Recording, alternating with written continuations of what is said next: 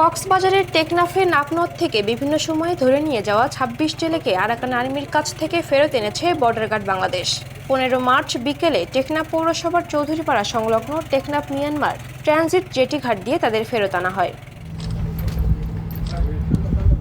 Teknaf ২ BJP ব্যাটালিয়নের অধিনায়ক lieutenant colonel Mohammad Ashikur Rahman জানান, নাফ নদী থেকে বিভিন্ন সময়ে ধরে নিয়ে যাওয়া জেলেদের ফেরত আনতে বিজেপি আরাকান আর্মির সঙ্গে যোগাযোগ করে তৎপরতা শুরু করে।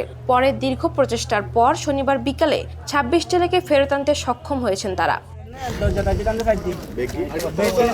বিজিবির এই কর্মকর্তা আরও বলেন, ফেরত আনা জেলেদের নানা তথ্য সংগ্রহ করা হচ্ছে। পরে এসব জেলেদের স্বজনদের কাছে হস্তান্তর করা হবে।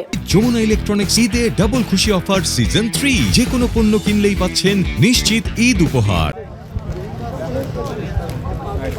এ বিষয়ে টেকনাফ উপজেলা নির্বাহী কর্মকর্তা শেখ এহসান উদ্দিন বলেন, বিজিবির প্রচেষ্টায় আটক ২৬ জেলেকে ফেরত আনা হয়েছে। বাকিদেরও ফেরত আনার চেষ্টা চালাচ্ছে সরকার।